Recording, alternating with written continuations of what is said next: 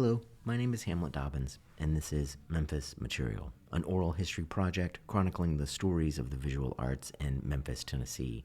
Memphis Material is a podcast celebrating the personal histories, the intimate stories, and the studio practices of some of the people who help shape the creative landscape of our city. These unedited interviews are all recorded at the Memphis Listening Lab, an archival gem located in the majestic Crosstown Concourse in beautiful Midtown Memphis. The archive and the website is designed, or are designed, by the wonderful Brian Dixon. And again, we don't really have sponsors for these shows, but if we were to pretend that we did, today's episode is brought to you by old people. For me, one of the things I love about being older is that I get to see the world through all of its crazy, crazy layers. When I was young, I remember all of my heroes were people that died young, like Van Gogh or Basquiat or Eva Hesse. But I wish that somebody had told me at some point how great it is to get old and how great it is to see people that you know and that you've known for a long time and be able to see their stories change and get better. And so today's episode brought to you by getting older. Okay. Today's interview is the second of two interviews with the wonderful Jamie Harmon. So usually when I interview people for this podcast, they will sit in this comfy chair and they will sort of face me. But Jamie was sort of a different story in a lot of different ways. Jamie came in and he leaned his chair up against this sort of foam board that we have back here, and he just sort of rested his head on this foam board while he was telling me these wonderful stories. One of the things I love about Jamie's interview is that so many parts of his story deviate from what I've sort of thought of as becoming the norm for these podcasts or for these interviews. Anyway, I hope you enjoy this interview. Again, it was recorded on March 1st, 2022. All right, so let's see. So I was telling you that I re-listened to it. I think it was yesterday or day before yesterday, and then I sort of got to the end point on the way back over here today, and there were a couple of places where we ended, but I think one of the things that stood out to me in terms of thinking about a place maybe to pick up would be thinking about the Memphis Queen line. Memphis Line Queen? Yeah, Memphis Queen Line. That's what it used to be. Now it's called Memphis Riverboats. Right. And so you were photographing there, and then I think you said that you did that up until 98. I did that until 2009. It just wasn't as busy in the Sorry. That's okay. Wasn't as busy in the 2000s. But all through the 90s, it was crazy. Okay. And then the 2000s changed because they changed owners and they just didn't market like they used to. And I don't know, tourism changed, the river front changed. And so it just became whereas in the 90s, I might have had 6 employees. Because there were so many boats. I had 3 boats that would leave at the same time, so I'd have to have other people shooting and boarding. Right. But by the 2000s, I could do it alone. And then you were telling me, one of the things that I was thinking a lot about was how you were kind of talking about the stuff that would satisfy you in terms of like your creative impulse. And you were talking about postcards. Yeah, postcards, but also just the interactions with people and getting to know people or getting to be a part of their world down on the river. And it seems like that is a real, like one of the things I talk with my students a lot about is thinking about what it is that you need to feel whole and to feel like a complete human being. And some people, they have to be in the studio all day. Some people, they need to teach and be in the studio. Some people, they need to, and they have all these things that they kind of, that are kind of a part of their life or a part of their, like their diet, of life, and so you got to have some vegetables and you got to have the balance. The balance. And so for me, I was thinking about that. And What do you think it was that kept you going during that time? I mean, it seems like when you talk about it, it's very busy, but also it seems like when you talk about it, it's also very satisfying. Yeah, that's something to think about for sure. Like now, I don't know if I ever thought about it like balance. The older you get, you learn, oh, there's not, what's good or bad. It's what's in balance because the universe doesn't care about good and bad. Mm-hmm. The earth doesn't care about ozone. Mm-hmm. Like people do because Right. they're going to die. Right. But everything else is just going to balance out. If there's too much fire, then there'll be less wood to burn. Right. And now, is this you also kind of like not just thinking about the earth and the Yeah. world, but also, is that also like Getting back on track. 50 something year old Jamie Yeah. thinking about 20 something year old Jamie and Yeah, and like how back that then, worked? I didn't know I still do the same things, but I just didn't think about why. Mm-hmm. It was all based on um, what I felt like doing Mm-hmm. and what I could get away with doing and what put the rules of what's allowed to do. Um, it was I already didn't do what my parents thought I should do, was like get a good job. We're all brainwashed in a way to, everybody's supposed to get a real job is what my dad would say. But Now, and so not, I didn't mean to interrupt, yeah, but it dawned on me, like as I was listening the other day, like one of the things that I've felt a great satisfaction with as a grown up is knowing that eventually my parents came around. yeah, Like eventually, Same. even though they totally freaked out, as they should have, and I would have too, how they totally freaked out about me changing from whatever my major was, biology, to art. Of course, Yeah. they're supposed to freak out, but there's also this kind of like this real great satisfaction in knowing that eventually they came around. Now, what do you think it was? Do you think it was just a very gradual, sort of glacial thing that happened where your parents were like, oh, well, yeah, Jamie, of course Jamie does this stuff. This is totally normal. Or was it one of those things where they sort of like realized, or there was a Well, I moment? think the validation for parents is like, oh, you can pay your own bills, Right. you know? So that was probably the real thing, like, oh, I guess this is a thing. But in my particular case, my father worked in management, particularly for Kroger. So he was in a very corporate environment. He knew they didn't care about him, but he thought there were rules in place to make them care about him. And then he learned the hard way that no, there aren't. They make the rules, and they can just pull the rug when they want to. And they don't have to treat you any particular good or bad way. So he wound up working with me, doing what I was doing, and I trained him. And then when I left town, he took over photographing the people on the riverboats. So literally the tables were turned to where I could say, when are you going to get a real job? So that, Now, that was, now, was that something that he naturally took to? well, I think was just at his wit's end because he had exhausted the path that he was told is what was going to be the right thing to do. You get a job, you work with that company, you're loyal, you don't quit a job unless you have another job. Mm-hmm.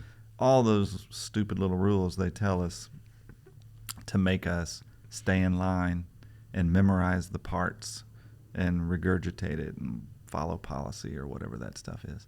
Now, because he was with Kroger for 30 years? What, at least 30 years when it was, when he just got screwed over. Mm. And then, business changes. I mean, Sears closed, all those people, if you don't change, that's a whole different conversation. But with my particular parents, they were never asinine about it or like mean or like really, really concerned. They knew I was going to do whatever I wanted to do within reason. They also knew I wasn't destructive or I wasn't doing things just to escape something else.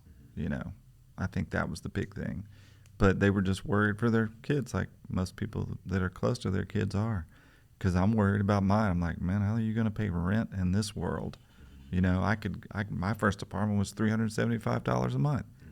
Like, it was easy. Even then, even with minimum wage like it was. But now, good Lord. So, yes, I worry about all that stuff, but it tends to work itself out. And it seems like, too, one of the things that so like when I was working at Rhodes, one of my favorite things, and it would happen every year. We would have the student exhibition, and then we would have a reception and stuff, and then a week or so would pass, and then we would have graduation ceremony, and then a lot of the parents would come, and sometimes they'd be from out of town or whatever, and they would come in, and I would have the same conversation kind of every year. And it was this really interesting thing because the parents would come up and they would talk to me, and they would ask me questions, and I would ask them questions and talk to them, and then there'd kind of be this little quiet, and I would say, now, what you really want to know is, when was the last time I borrowed money from my parents?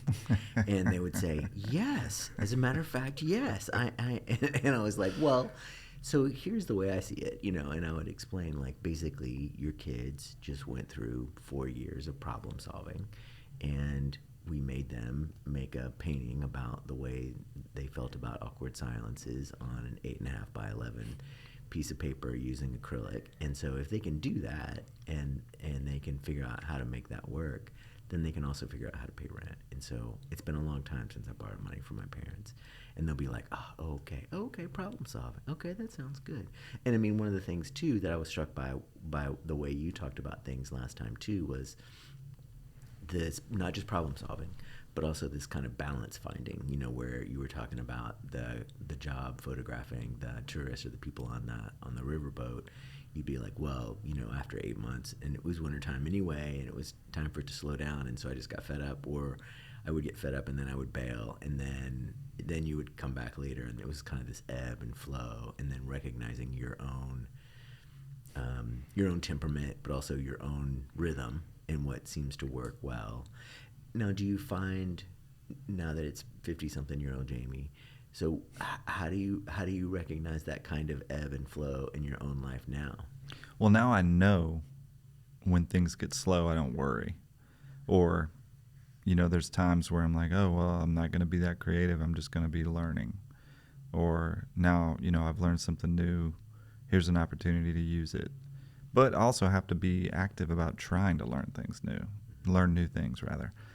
Whether it be software, thank God for YouTube and stuff like that nowadays, because it's so much easier than it used to be trying to just go to places and ask them, go to the parts house or go to the processing place, Dixie Color Lab, and go, what's the chemicals called for color negatives, Right. Because now you could look that up, but back then you had to like go to a human and hope they would help you, and then say, well, where do you get them?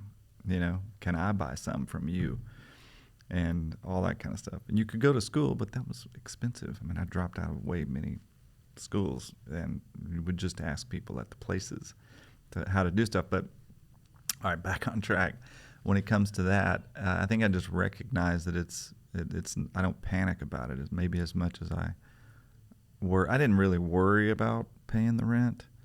I think going back to what you said about parents, how when you borrow the money, well, it's partly on them to not give it, because if you're always giving them no matter when somebody asks for something, well, they know they can get it any time. There's no, ownership on figuring it out. So it's hard to get to that point for parents. I know there's nobody out there listening right now.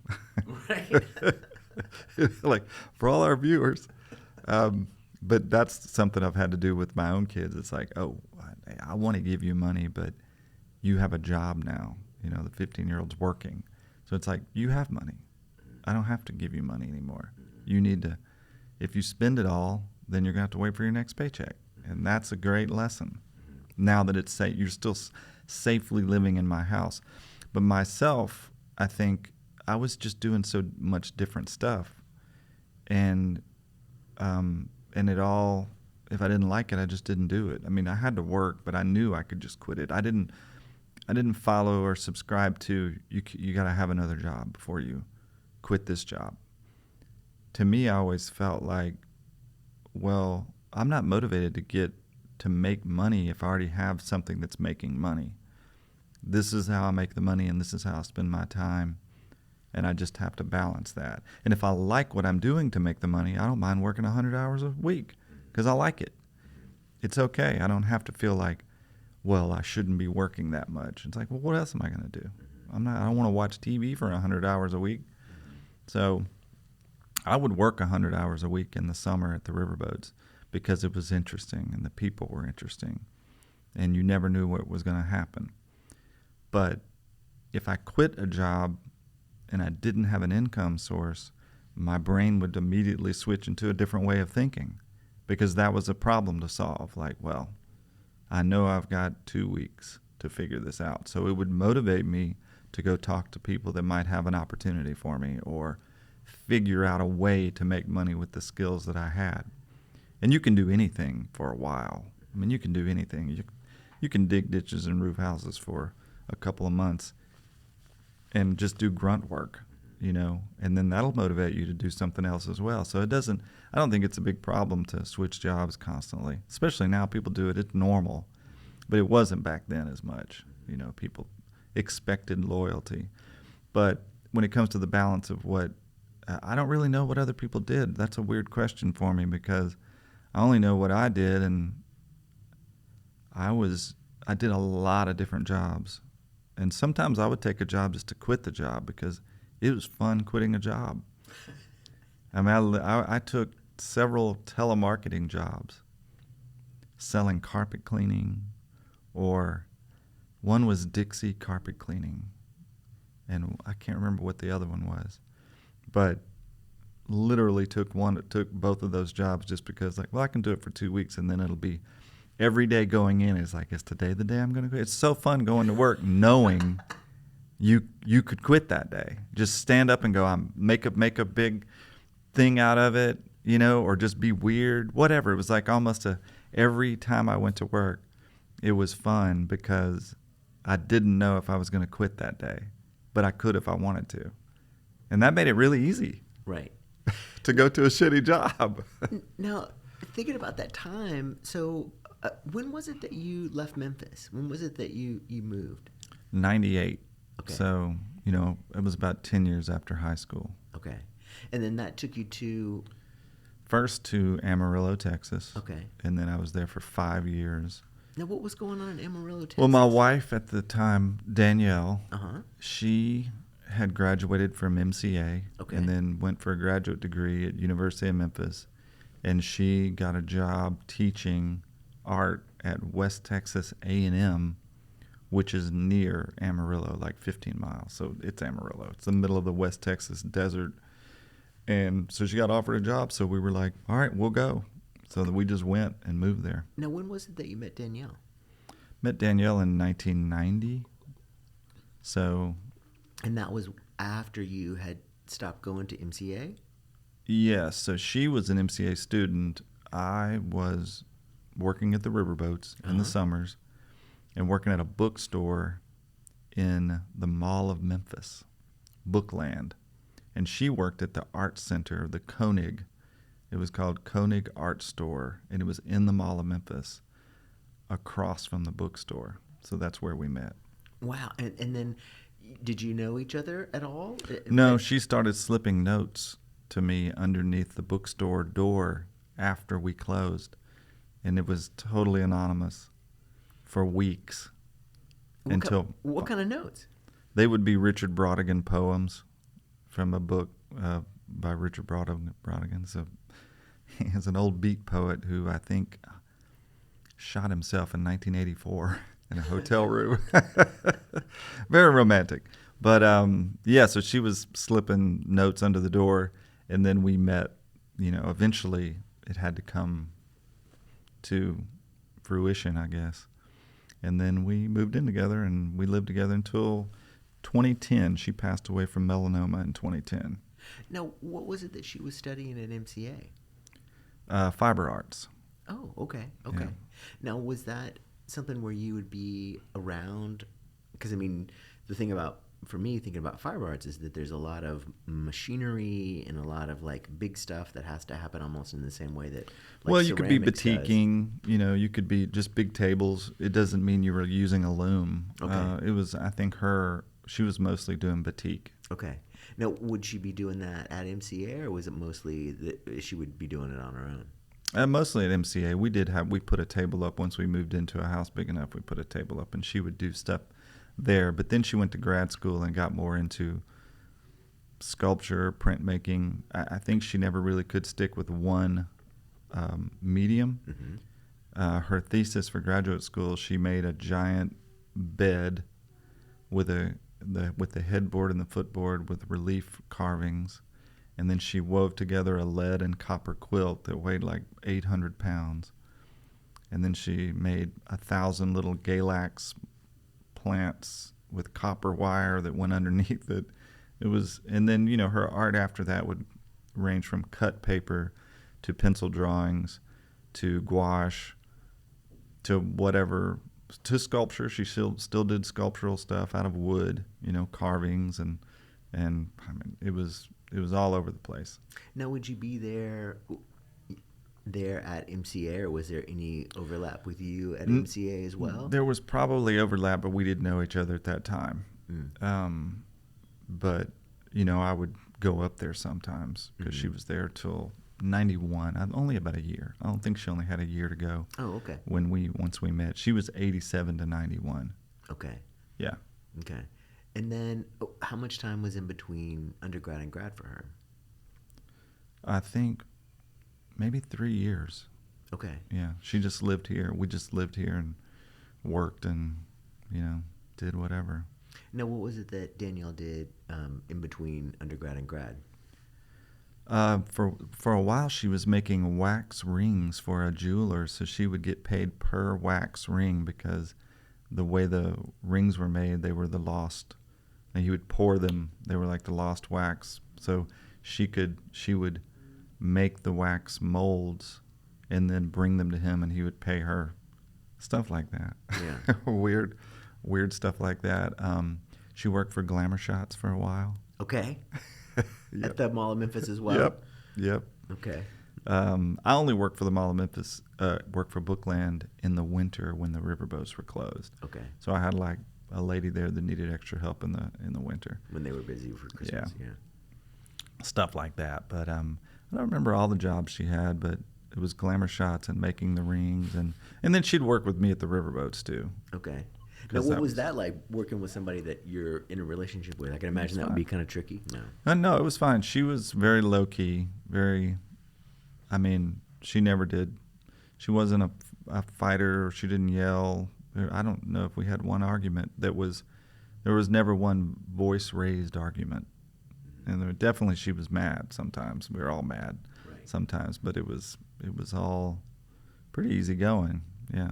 No, we could work together. It wasn't a problem. And then she was at University of Memphis. And when was it that she was there, you said? I think 95 to 98. Okay. Something like that. Along those, I think it was 95 to 98. Okay. And then mostly 97. Mostly in sculpture. No, she took printmaking and 2D, graphic design. And then she wound up taking a sculpture class with Greeley.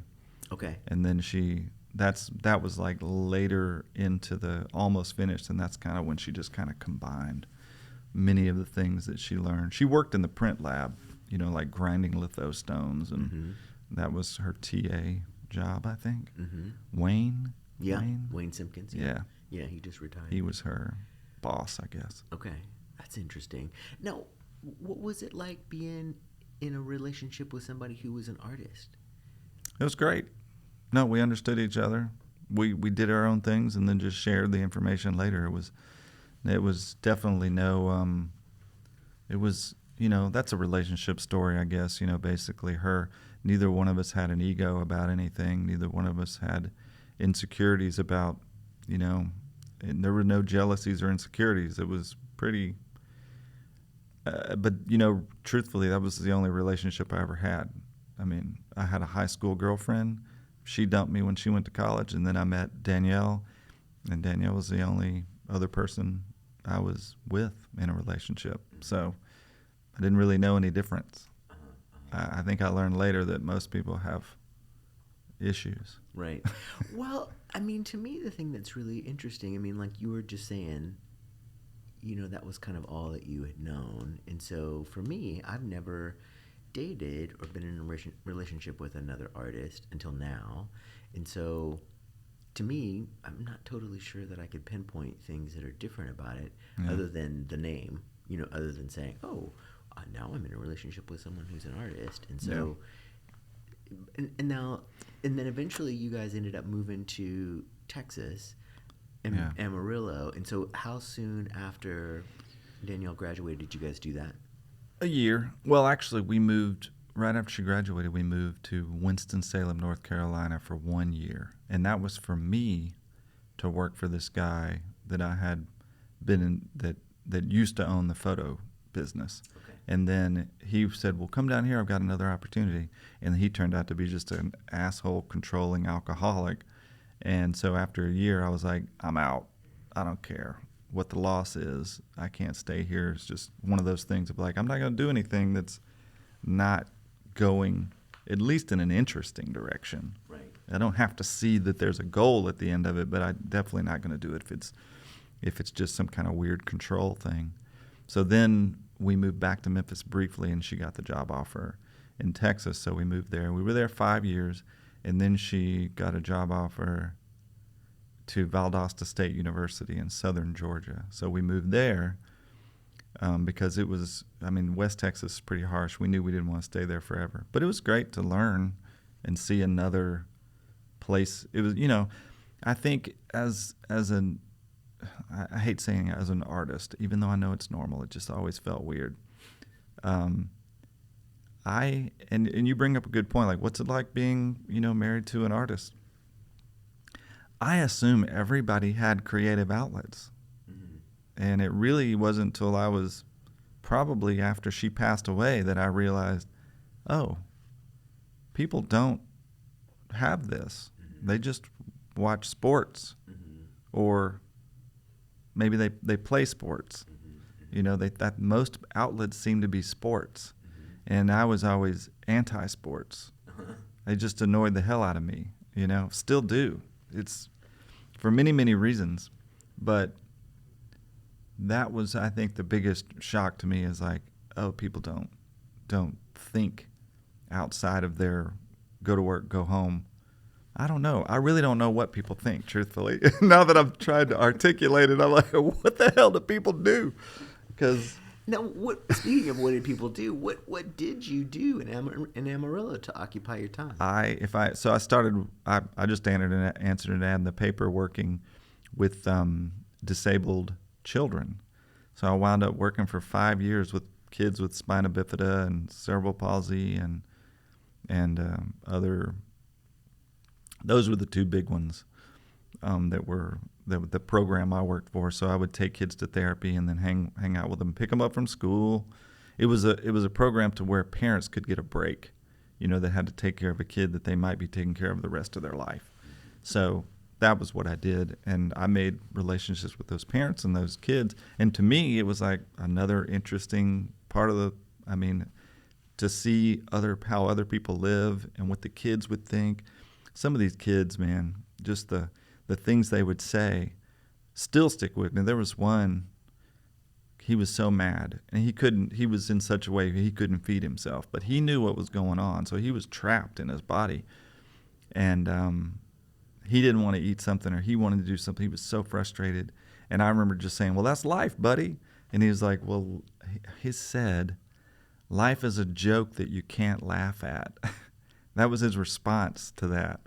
Wow, And I was like, wait, life is a joke that you can't laugh at it. And I guess it is to him. But anyway, so stuff like that, it's like I was listening, and he loved the theme song to the Golden Girls. So I figured out how to rip that from the early internet, like 2003, so I could play it in my car when we would drive around. So that's what we do, stuff like that. But then you get to know the families, and then I felt okay photographing them, because I always felt weird exploitive about photographing people, unless, I don't know, I didn't photograph a lot of people back then. It was all film. But I have tons of photographs of these kids that, like just out in the world, and they were, that was, so all of that, I added whatever I was doing. I was either going to write it down or photograph it, or, use it in some way. So that was the creative outlet to it, even if it only just inspired me to think about something else. Everything was a collaboration, I guess, is the way I would say I think about it mostly. Like this, you asking me to do this is like, oh, this is out of the norm. So maybe it'll make me think about something, and I'll change the way I do something because I'll realize it, or come up with an idea. So that's really I think I'm drawn to taking the long way home, because you don't know what you're going to see on the way. I don't want to just get home. Right. I want to take the long way and go around behind Walmart, see what they threw away. I want to, I remember you mentioned that last time, and to me, that's such a great way of thinking about it, but also not a totally normal way of thinking about it. Not to say that you're abnormal, but yeah, that's fine. but I think also one thing that I'm curious about is you mentioned like not wanting to be exploitive, and as a painter, that's not something that comes up a lot. But of course, in the land of photography, that is there. And then also, I think you mentioned it maybe last time too, just in terms of thinking about the ethics or the appropriateness of the kind of relationship. And I wonder where is that just something that comes naturally with photography, or was it something that you learned, or some conversation about that, or has your thinking about that evolved over time? I think it's, my opinion on that is that's who I am. I'm very empathetic, and when I see people, I think about them, they were little kids once, so no matter how much of an asshole they might be being, I can see them as, well, they weren't at one point. So when it comes to, I don't think it's a photography thing, because I've known other people that they'd get up in homeless people's faces and take their picture, and it's like, are you not thinking that that's a human? But that's normal too. How many people don't think of the homeless as human? They think they're just get a job. They don't think of it as a mental illness or a poverty issue or abuse, trauma, whatever. They just think those people have a choice. And, very few choices do we actually have, it feels like. So, but I think because I don't want to exploit people, it forced me to think of things in another way. Like there is no shortcut. I can't just walk. I see crazy stuff going down Summer Avenue all the time, but I know I can't just pull over and start taking a picture of this person. It would ruin what was happening, because if I talk to them about it, they're going to be aware of it, and then it's not going to be the same. So I've learned to just enjoy seeing it. I'm not going to document it. I want to, but I know that it's not going to happen, so I just let it go, because the only way to really is to develop a relationship with people. For me, there's a lot of people that don't see it that way, and they just do what they want. And people love. It's almost like, we know that musicians like David Bowie wrote amazing songs, and really gave us all something that we love. But they did horrible things to other human beings, and never paid the price for it. There are so many musicians like that. And people love what they did. They don't care. They love what they created, not what they did. And I'm sure it's the same with art and, photography for sure. There's plenty of journalists that have taken photographs of horrible things and probably could have done something about it, but they wanted the photograph more. And they won. Well, there's this, thinking about that, there's also like thinking about what we're talking about here. There's also one of the interviews that's really stuck with me over the years is there was this guy named Paul Watson, and he took the photograph of the American soldier being paraded through the streets in Mogadishu, and which really sort of led to the United States pulling out of the conflict there because of this image, and also sort of the savage brutality of it.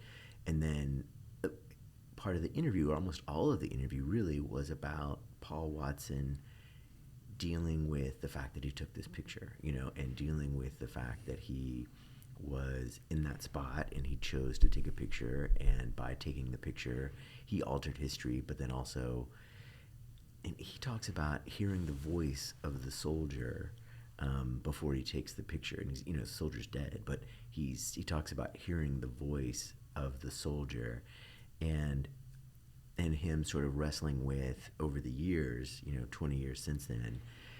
But I think what I'm curious about too is thinking about these photographs that you take, and like you were talking about taking the pictures of the families of the people that you were working with there in Amarillo.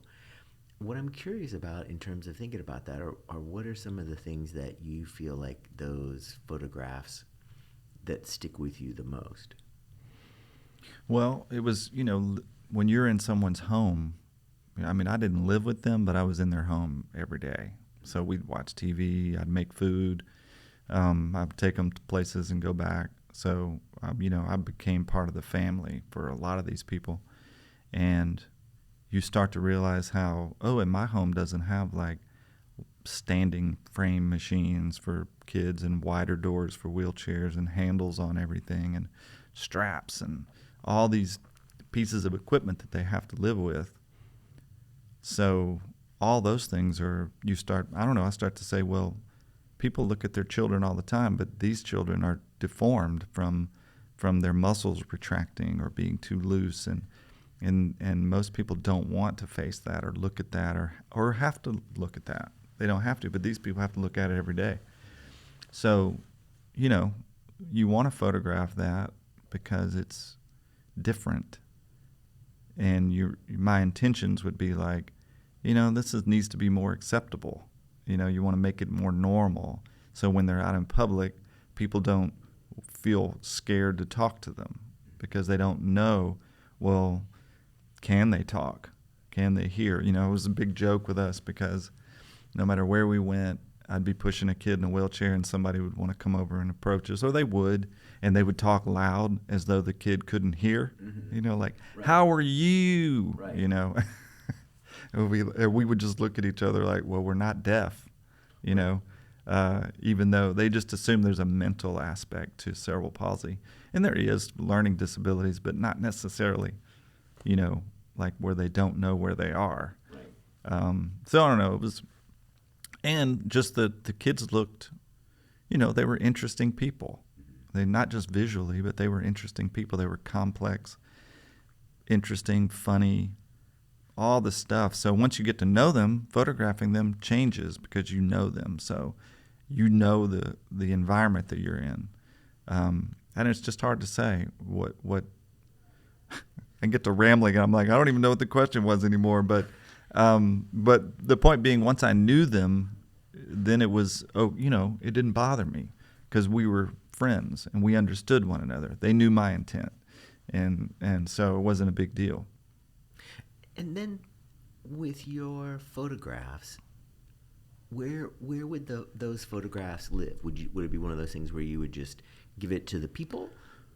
Well, back then it was film days. The internet really didn't. There was no social media at all. So I still mailed out postcards. So I would use them in postcards. So I would mail out. I definitely mailed out one picture every month to, at least 100 people. So I'd mail out 100 of the same image, to 100 people every month. And yeah, I did that. So they would do I did art exhibits, like we did that. I still did that back then. I had a exhibit at West Texas A&M, and then, the Amarillo College had a gallery, and there were coffee shops, and there were other little pop-up galleries and stuff like that. So that was really the only way to share your work. And of course I tapped into the local, art community there. And there were some great, interesting people there. And it was, so that kept me sustained as a way to share. But I think it was the way I really shared was sending out the postcards, because that was under my control. I didn't have to have anybody's permission. So there was definitely images of those kids sent out as postcards, for sure. And then what about the transition from Amarillo to Valdosta? I don't think I've ever been to Valdosta. But it's like right on the border. Right? No, it's right in the middle of the state, Okay. but at the border, 15 miles from the border of Florida. So if you leave Atlanta and go straight down 75, I think it is, you're almost to Florida, and that's where Valdosta is. There was a university and a military base. Now, what was Danielle doing there? Teaching art. Okay. Yeah. So she was there for, I think we moved there in 2003, and then we moved up here in 2010 when she got sick. So we just knew that we weren't going to be able to, she wasn't going to go back to work. I mean, we didn't talk about it, but we knew she wasn't going to live through it. So we just abandoned our house and moved in with my parents here in Memphis. Now, what was it that she enjoyed about teaching? This was like her second teaching gig. And so what kind of stuff was she teaching first? Well, she taught the foundations, drawing and design. Okay. And that's kind of what she taught for her whole career of teaching. Mm-hmm. Now, was she able to do the balance in terms of thinking about the stuff that was happening at home? What was her balance like? Well, she was definitely more of she loved the stability of a job at a university. Like I didn't care about stability, so she was the stable one. And did that work okay? Or yeah, was it one that of those worked things? fine. Yeah. That was a good balance. Yeah. There's always one in a relationship, Even gotta have now, somebody. Leah's way more of like the stability. And I suppose we could go into the women, and the scarcity of security in this world for a woman. So that makes sense. But I think she also liked to have summers off. It's a university schedule, so you get all the holidays off. So you're off with your kids, and you have the summers to regroup. You could work in the summer if you want. You could take up a short, whatever the summer school classes were called. But, and then, she had to keep creating because before she had tenure, you have to get published and show as an art teacher. So she had to constantly keep doing that, and she wanted to anyway. That was, I think, it was just a good fit because it's not like she had to be forced to do it. She wanted to do it. But it is nice to have deadlines. So, the school had deadlines, and she was around, teaching and working with students. And I mean, Eric Clausen that's here, do you know Janelle that worked for me at the shared art space? It was me and Janelle down there in the shared art space, but I don't think you ever came in there that much. Well, Eric and Janelle were both students of Danielle in Valdosta. I met them in Valdosta. They're here because I live here. So Eric moved here when I was like, you should move here. There's plenty of stuff to do. I think you'd fit in. And so we did. He's very similar to me in that respect of like, let's go. Well, I mean, if there's nothing holding me somewhere, why not go? And he doesn't have any kids or anything like that. And he was actually working in College Station, Texas. He's not from there. When he moved here, he was running the gallery there. But anyway, that's off subject. And then Janelle was a good friend from that era. So she needed a place, she was working at a school in Tampa, but they wouldn't give her tenure because she wasn't playing the game like they wanted. So she moved here, and now she's working in graphic design. Now, what was Valdosta like for you? Well, as soon as I got there, I was like, well, we're not going to be here that long because it's like a swamp. It's southern Georgia. It's like it never really gets cold. It's hot as hell, way longer than it is here. And there's yellow flies and gnats and just so many bugs that bite you. But you just make I made the best of whatever. I was going to live there and figure it out no matter what. So, there's plenty to see there, especially compared to the High Plains Desert. So that's, I wound up running a regional arts center there. I think it was like 10,000 square foot gallery. It was massive. And I did that for a few years, and I worked at the school in the slide library when they actually had slides. And I developed I don't, it's like I'm not going to watch sports, so I'm going to figure something out. And there was a hallway in one of the buildings that they had put stuff to hang art, but they never used it. And I asked the building, whoever was in charge of that building, if I could use it. and I started a fundraiser for the art department where I sent people a 15 by 22 sheet of paper and just said, do whatever you want on this paper and send it back to me. And I just invited a bunch of artists that I knew. And then I had a little art exhibit, and I sold them all and then donated the money to the art department. And I called it Draw Project, and it raised like $2,300 for that one little thing. And the who is the dean of the art department was like, man, we do this ridiculous fundraiser every year where we take over a bank, and it everybody has to work, and we bust our ass, and we make like $3,500. And you just made this on a thing. So that Draw Project is still happening now. That was 2007, and it's still going, and the money goes to the Jamie Harmon Scholarship for Art Students at Valdosta State University. So stuff like that, if you got you're in a town where there's not a lot to do, you just figure out what needs to be done, I guess. So it's not like that I'm a fundraising guru, but that was just the thing that I noticed that needed to be done at that moment.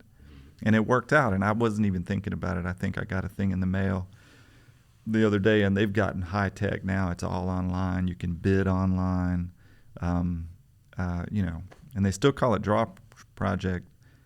I own the website. They don't use the website anymore.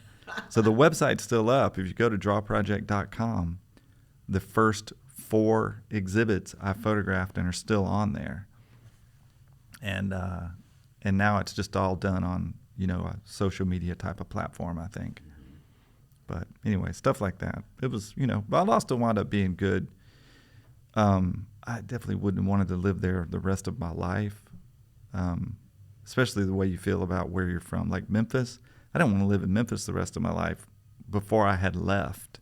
But after living in the West and in the South and deeper in the South and other places, I'm like, we don't have wildfires. We rarely have tornadoes near the city. We don't have flooding. We're pretty good. Rent's a little out of control, but we're pretty safe here. I love how your major selling point is we don't have wildfires. That's pretty good. I think for sure we should contact the mayor, and you should actually buy that website. We don't have wildfires. Well, there's a lot of people from LA moving out this way in the West Coast, and my brother lives in Northern California, and they've got they have black bears that are coming in tearing up their land because of the fires and the flooding is running all the animals into where the people are living. And the fires are taking over their houses too. I mean, there's all kind of stuff that's crazy out there. One of the things Come to Memphis, you won't burn. One of Milla's great, I think it brings her pleasure to say these words, but she always likes to talk about starting a bear army. I think she just likes the way bear army sounds. Yeah. And so any chance she gets where she's like, a bear army, it's like her favorite thing to talk about. Well, that's the Golden Compass. There was a bear army. Oh, okay. Yeah. Okay. I wonder if that's where that's from. Polar bears. They were warriors. With armor and stuff. Yeah.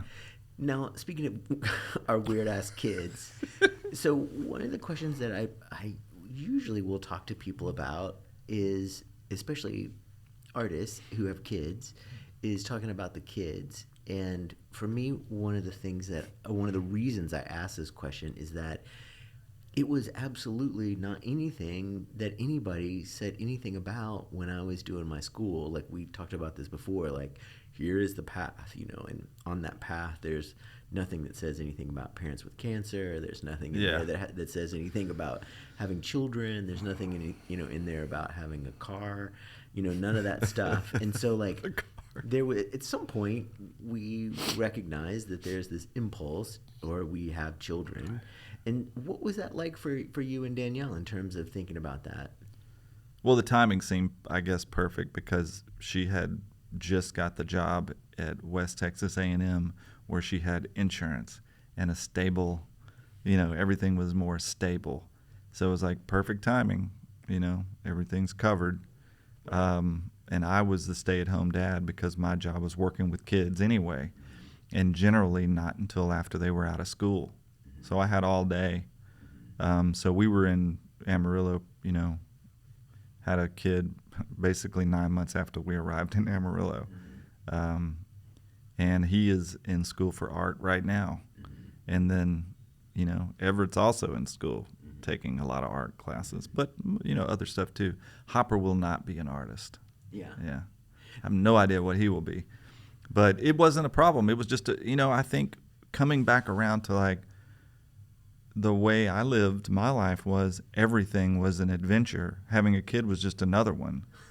It was just like, what the hell is this guy? Now I have my own baby to do whatever, to take whatever photos I like. I can put them in any position I want. I've got pictures of Hopper holding like a bird's nest with false teeth in it.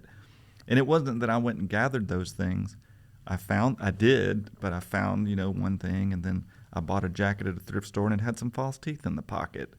And I put him in the bird's nest. And one day he walked up to it and I said, don't move. I mean, he moved because he was 2. But, those are images that pop in my head of like when my kids were small.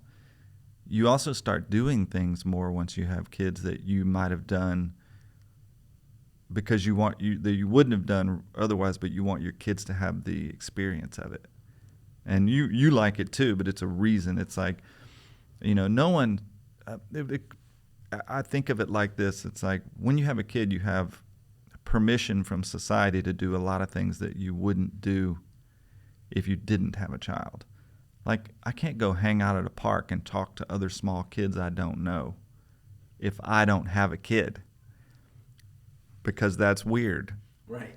But when I have my own kid at the park, I can talk to these other kids. It was a door that opened. I have some crazy photographs of kids at parks. And I don't feel exploitive about kids that are playing because they were doing stunts. Like, there was this little girl once that was like, she would spin the merry-go-round, the big heavy metal one around as fast as it would go. We'd get it really, she asked for my help actually so I could get it going really fast. And then she ran up and grabbed it and was just slinging with her feet straight out because she was so light in the momentum.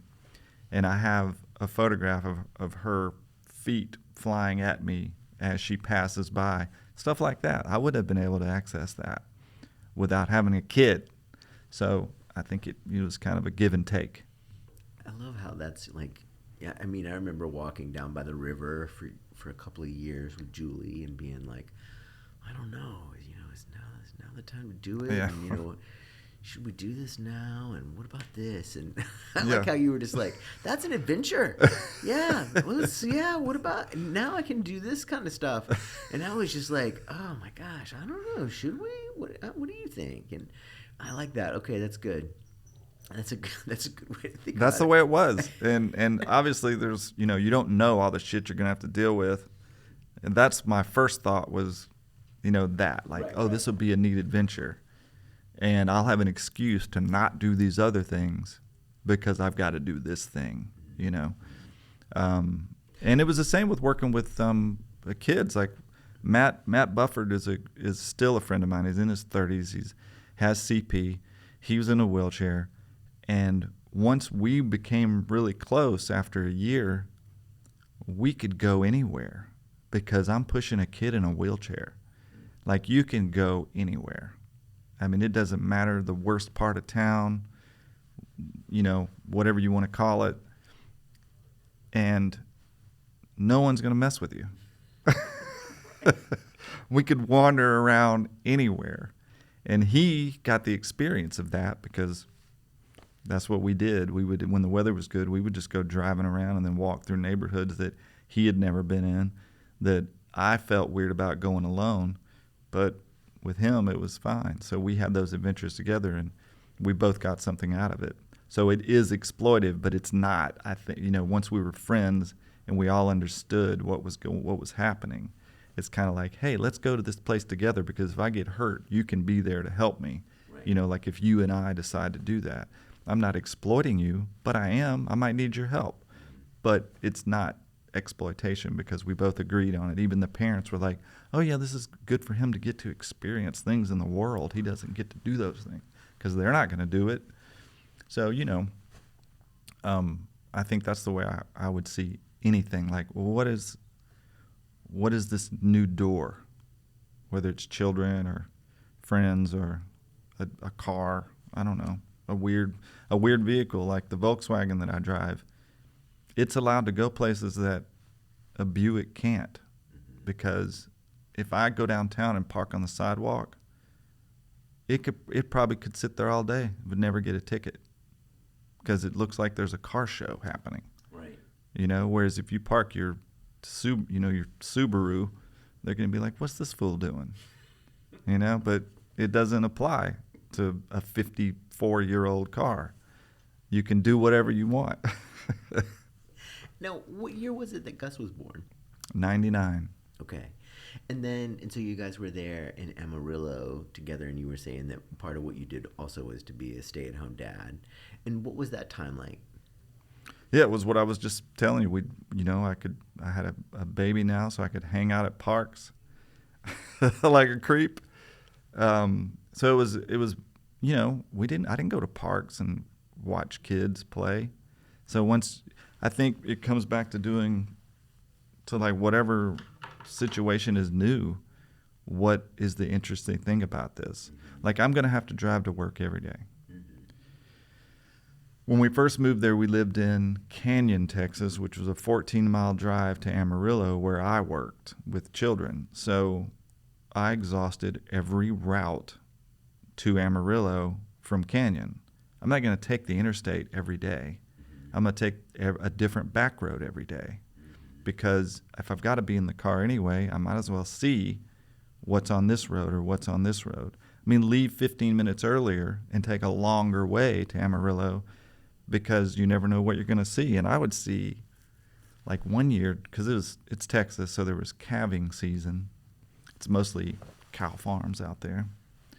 And I saw 10 coyotes strung up on a fence, because certain times of the year, they just have coyote kills, because the coyotes kill the calves during calving season. So I'm in the middle of nowhere, and there's 10 coyotes in a row strung up on barbed wire. And I've never seen anything like that. I start to feel like I'm in danger. Like, what the hell's going on? But I have photographs of that, And, I mean, but I never would have seen it if I just got on the interstate. So, I mean, that's the way everything is for me. Right. If I leave here, I don't necessarily go straight across the road into the neighborhood. I might go down North Parkway, even though I know all these neighborhoods and I've been through them a million times. There might be a car on fire down the other way. I don't know. You just don't know. And it's almost like panning for gold. There's like gold fever, and people wind up destroying their lives standing in a stream looking for gold. I feel like that. I feel like that's what I do every time I go somewhere. I don't mind running to the grocery store. Will you run and go get some milk? Sure. It's an opportunity to possibly see something that's out in the world that I might miss. Now, I don't sit at home going, I'm missing stuff. Right. But when an opportunity arises to do something, I don't see it as, I don't want to go. Sometimes I do. But most of the time it's like, ooh, what's down? I'll take the alley through the neighborhood. Stuff like that. Now, what about Hopper? What year was Hopper born? 2008. Okay. Yeah. Okay. And then you guys came back here in 10? Yeah, he was almost 2. He might have just turned 2. Okay. Yeah, he had just turned 2 when we moved back. Okay. And then, if I remember right, it wasn't too long after you guys moved back that Danielle passed. Is that right? 2 months. 2 months. Yeah. Wow.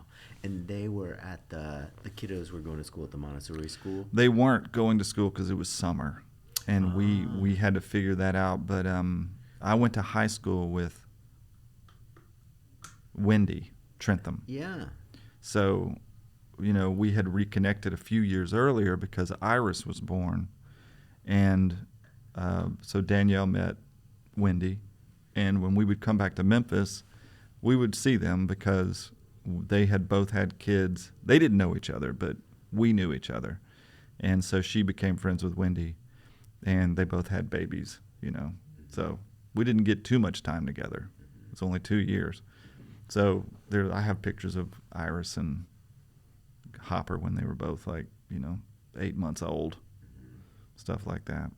They don't remember it, of course. Right.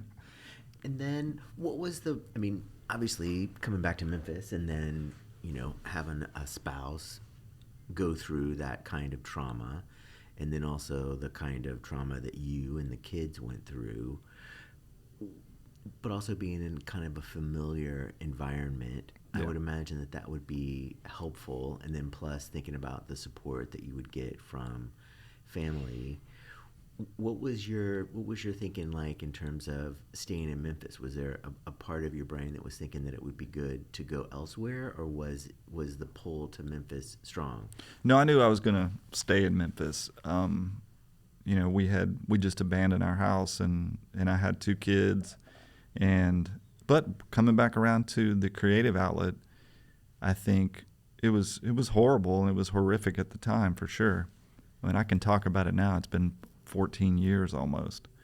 But the thing that really made the whole grieving process work, looking back very smoothly, was I photographed every piece of art that she had made, every page out of it, every sketchbook.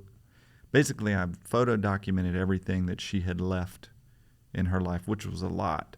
And then I went back to Valdosta because the gallery that I ran there, or the Regional Art Center, asked if we wanted to have a retrospective show of her work. So I brought everything back there on a U-Haul and put up an exhibit or a show in December of that year.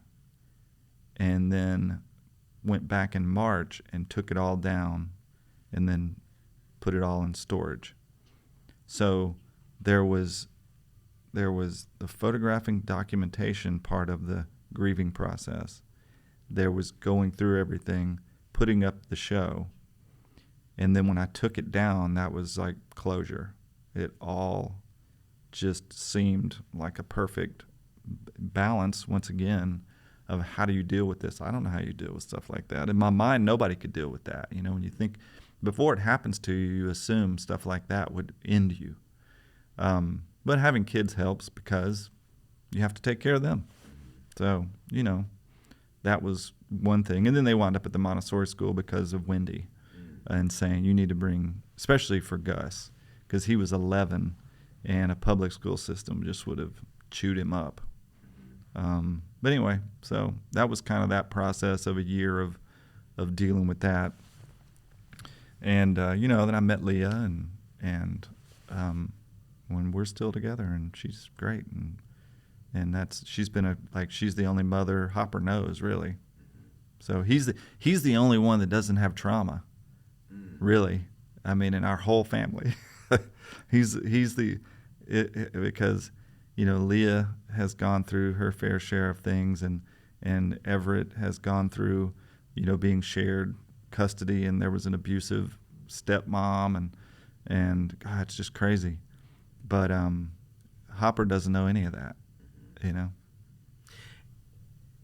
then talk to me a little bit about being back in Memphis. I mean, I'm trying to, in my brain, sort of work out the timeline in terms of thinking about some turning points for you. One was, Montessori school for sure. Yeah. Because I kind of just, that's a built-in community. And it's not that I'm a big, go to all the parties that every parent has. I didn't really make friends with a lot of parents there. But I was involved with the school more when my kids were young, like teaching stop motion classes and I don't know, stuff like that. And then there was obviously, your kids and the Turleys and people like that we wound up connecting with that I wouldn't have connected with in any other world. But so I think that, and then connecting with some old friends that were still here, and then the music scene, photographing all the musicians, and really I think that was a big part of it, was just going to all these places and photographing, because I wasn't a big go watch music. I never went and watched live bands. I went to photograph things, but The music just happened to be playing when the bands are on stage. So I think that was just me using my, and then I would photograph all the events at the Montessori thing, and then I would just give all the people their pictures, and that was a way of sharing and making connections with people, you know. And how was America born? Oh, it was just well, to go back to the early 90s, I used old campers back then to put 1 hour photo machines in from the early 80s, late 70s machinery. They would fit on a tabletop, and you could process and print color in these old these KISS machines.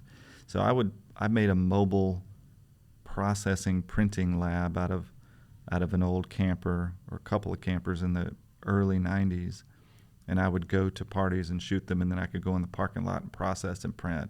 I would go to motorcycle races and photograph those and then try to sell the pictures to them. It was, just another hustle to not have to have a real job. But people didn't understand it because back then every time a picture was made of you, you had to order it. You would get like a proof thing in the mail. So people didn't really get it. But so the photo booth, this was the America thing, was me realizing that digital is a different thing now. So I wanted to make a mobile portrait studio that all it was in my mind, the only thing I was going to do with it was I'm going to make this crazy portrait studio, and I'm just going to roll up, park on the side of the road somewhere, and just stand there until people ask, what am I doing? And then I'm going to say, well, get in and look. And then they're going to get in and be like, what the fuck? And then I'm going to take their picture. And I'm going to say, hey, I'll take your picture in here. And then I would just email it to them because this was still, social media wasn't, in 2011, Facebook existed, but not as much as it is in all the stuff now. I don't think Instagram was around. If it was, it wasn't that popular. So that was in my brain. That's all I wanted to do with it, was like just make something to make it and then see what happened. And then after using it a little bit, I realized, I need a way to print something out so I can hand it to them. So then I figured all the logistics out about how to tether the camera, how to make it to where I can take your picture and then hit a few buttons and then the print comes out. And so I got sublimation stuff, printer, and then I used it at a friend's birthday party, and then at the Montessori school for a couple of things, and then it just kind of evolved into what it is now. And then then I was forced to monetize it because it was costing too much money. And I would imagine not just in terms of thinking about money, but also in terms of thinking about time. Oh yeah. I mean, that's such a huge endeavor. And to me, one of the things that's really interesting about that is you were saying like, oh, well, this was a thing that I wanted to do, and it began as this, and then it sort of evolved. And then in my brain, I wonder, well, how many other things has Jamie done where you were just like, yeah, let's see how this goes, and then either A, it just kind of stopped because it wasn't interesting, Yeah. or if it was another one of those things that just sort of sprouted and continued to grow, because it seems like that's a real common thread. Yeah, I think so. I don't mind trying to do it, and then you can look at my backyard. There's plenty of abandoned things that was like, yeah, this is just the one that caught on, But I mean, a lot of them were, man, I loved audio recording stuff back in the 90s, and I made so many recordings, just like this, but with way crappier. I was obsessed with trying to find a way to, like, they came out with little mini discs to record on. I think I had one of those little mini disc things. I even had a mini disc player in my car. So I had a mini disc recorder and a mini disc player in the car, a mini disc player at the house, so I could record, because it was digital recording, but you couldn't get it to a computer. It only played the discs. So, and then they had a digital recorder that I got eventually, and I would record conversations with the riverboat deckhands. I think we talked a little bit about that last time. So, there's probably another life where I would have totally been into podcasting. But, that was, I guess it also made me realize over time that it's like, well, you can be ahead of your time or you can be behind the times, but it really doesn't matter unless you're with your time. Because so what if you're ahead of your time? I don't think that's necessarily a compliment. It's like people think of it as a compliment, like, oh, they're ahead of their time. It's like, so what? It doesn't matter if you're the only one that's interested in it. That's fine too. I'm okay with that. And it's great if you were ahead of your time and then the time catches up with how you were ahead of it. Otherwise, it's just like you were just a weirdo. Exactly. But even if it catches up, it's like, yeah, but I'm bored with it now. So it doesn't matter. And like a certain amount of discomfort in the moment. Now, thinking about America, though, so you were talking about how it sort of evolved and sort of grew. Another thing that I'm kind of curious about is how, if there's a way to describe the process where you recognize that something it makes sense, or it's fun, or this is something that I want to water and watch grow.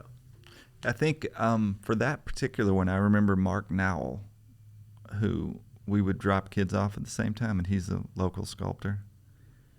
And he would see me pulling, because I would pull the trailer to drop Hopper off at school. And Gus, because we were living with my parents in South Haven, and I would still do the riverboat stuff certain times of the year back then. I think I actually quit in 2012 or 11 doing that, but it had shrunk tremendously. So I'd pull the photo booth through the drop-off line, but it didn't say America on it at the time.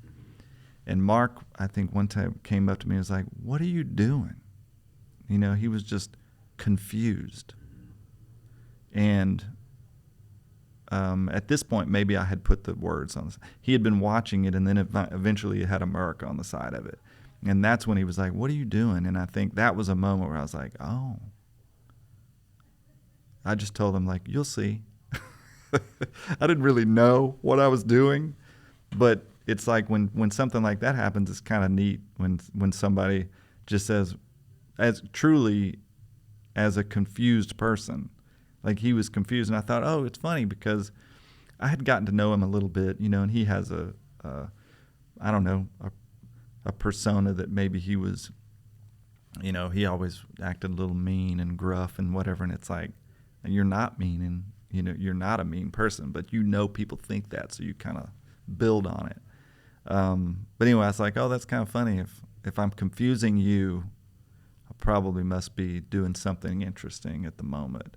And it was always interesting to me. And then eventually, he saw it finished, and he was like, and then that was like, it was neat to see him finally put it all together and go, oh man, I had no idea what the hell was going on. And now it makes sense. But I think when the answer ultimately answered the question was, it just takes time. I didn't know if I knew I was going to get bored, with it.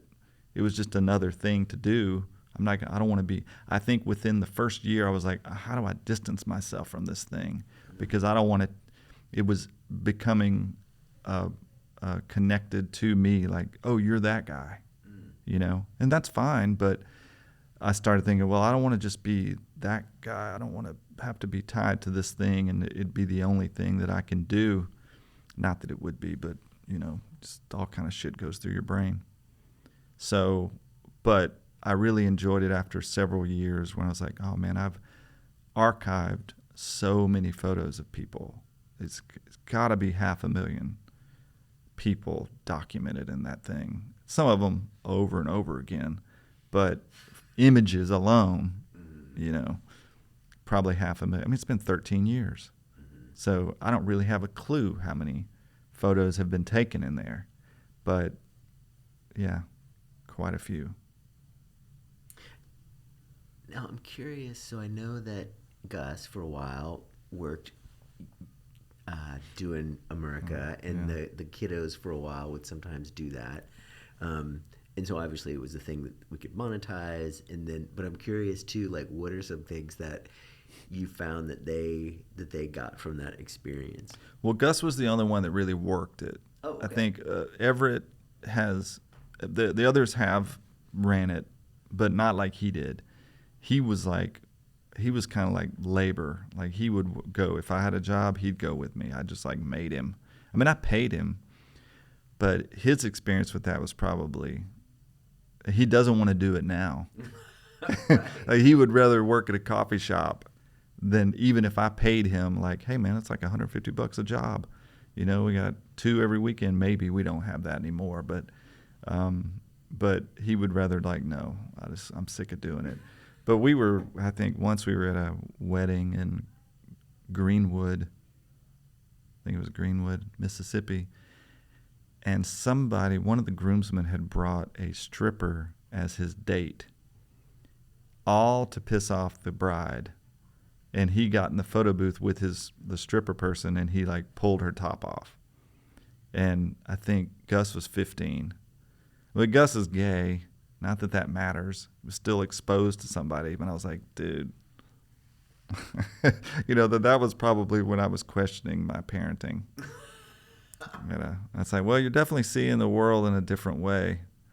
And he learned a lot of lessons just about the service industry, you know. But yeah, so he's got the most experience with that. Okay. But it was just work. I don't think it inspired him in any way, Mm-hmm. you know. Maybe that's a question I can ask Gus 10 years from now when I get around to Gus doing this project. But I think for me, one of the things that's interesting with kids and how they see stuff, like you were talking before about how it was years until you realized that some people didn't have creative outlets.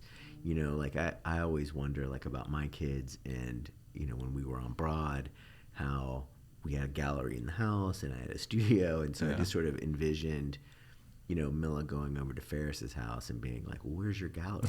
You know, or yeah, where's your studio? Right. Yeah. I mean, Andy had the studio in the back, and so that was kind of normal. Yeah. But I always wonder, and it might be also one of those things that, you know, we have to kind of ask them 20 years down the road, you know, how that affected them, and maybe after they unpack it with their shrinks.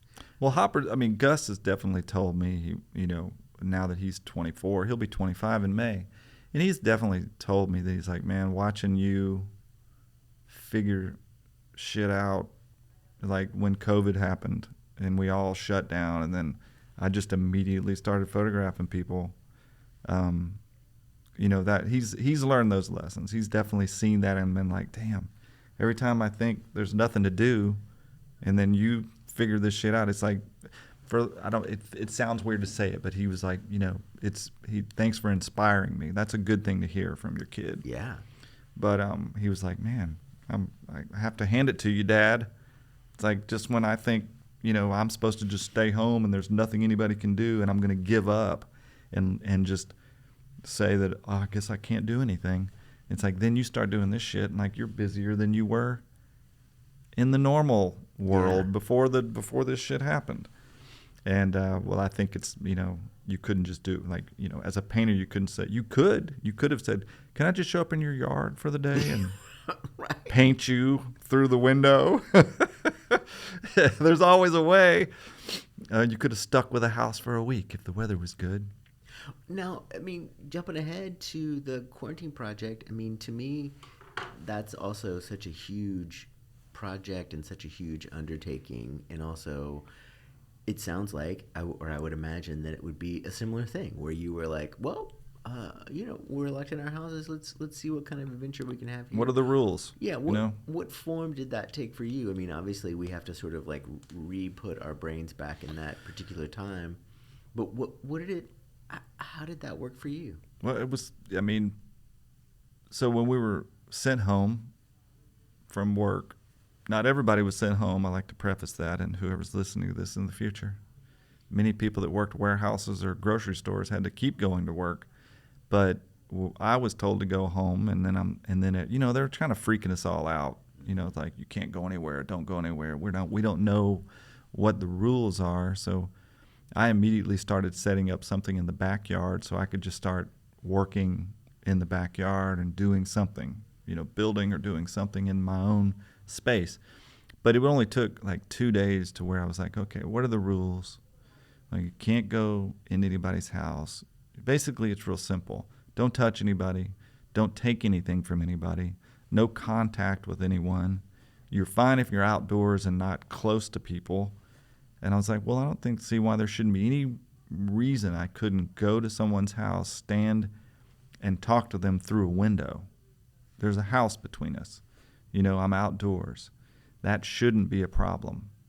So that's all I did. I was like, I can still take pictures of people stuck in their homes, which a lot of people thought about that and did that, I think, in other cities.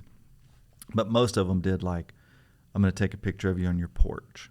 I'm going to do a porch photo, But I wasn't, I don't take pictures of landscapes or beautiful sunsets, and not because I hate them. It's because I can just enjoy looking at them. I like seeing some things, and I don't have to document it because it's so common. I don't need to. It's going to happen every day.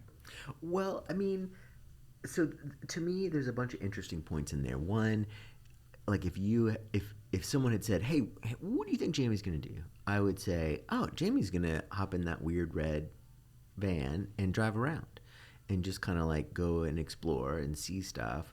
But I think this thing about the people, once someone had reminded me that Jamie also likes this sort of person interaction.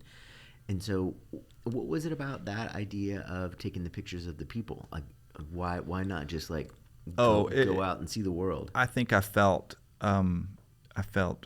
it's a Southern thing to say, I felt bad for the people stuck in their homes.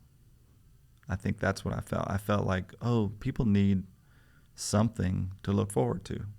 And a visit when you're not so I have an oppositional reflex. Lee always said I have an oppositional reflex. So, and I think a lot of people might have that, but mine is probably a little more extreme. Like, you're supposed to get a real job. You're supposed to play sports. You're supposed to like this music. So I don't like any of that, and I'm not going to do any of that. And I'm not an asshole about it. I'll just be like, fine, that's fine, thank you. And then I'll just go do whatever I'm going to do. And not to sound like, oh, you're such a cowboy, but it's, it's like when I'm told you can't go do anything, all I want to do is go, well, what are the rules? Well, I can go do something. I just have to do it within these rules of society. It's almost like I think about comedians, how it's easy to make a fart joke, but now be funny without cussing or talking about bodily fluids, or I don't know, like you have to think about it more. Right. So, but I think, so I was like, what are the rules? But I also was like, if you're not supposed to be visiting people, well, the hell, I'm going to go visit people now. I don't really want to visit people on a normal day, but now that you say that I can't, I'm going to go visit people. And it's going to be where there's nothing you can say about it because I'm following your rules. And, I really was worried for a minute that it was going to be some backlash just because people were scared. And once people get scared, then they can mob up on you. Like if I start posting pictures online, and I did have one person that like trolled me with a comment about, you might as well just be shooting people with a machine gun. You're going to their house, spreading disease. I'm like, man, I'm not going in their house, But that was the only one, and I think it was truly just a troll. I just deleted whoever that was, and it never happened again. Now, how did it begin? Just like, what are the rules? Yeah, but how did you how did I make it start? Yeah, what's the? I called a few friends and I said, hey, would you mind if I come over and take your picture? Like Ryan Azada, and I think Ryan was the first one, Ryan and Maria. And because I was like, well, he would drive around with me a lot. His schedule was similar to mine. So we had spent time. He had just moved back, I think, from Richmond. And so I went over to their place, and I knew they trusted me, and we knew each other. So I had to pick somebody that I knew, and then I put it online, and I just said, hey, if anybody wants me to come by and take a picture through their windows or doors, let me know.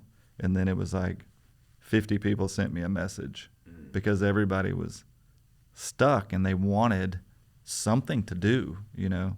So I was like, okay, I'll go to so and so's house, and like I don't even remember the next ones in line, but I started doing that. But then it became apparent that this was going to be ridiculous, because once you had like 200 people that wanted you to come by and take their picture, there needed to be an organization of zip codes, because I would wind up driving to Germantown and then driving back downtown and then driving out to Freight or wherever. It was all over the place, and I'm like, I can only do like 3 a day because they're so far apart. And then I asked Leah if she would get involved, and she made a Google sign-up sheet. So basically, I just posted a link saying sign up here, and when you signed up, she made all the questions of like, what days are best for you, you know, where's your address and all that stuff. And then she could put them in the spreadsheet and just organize them by zip code.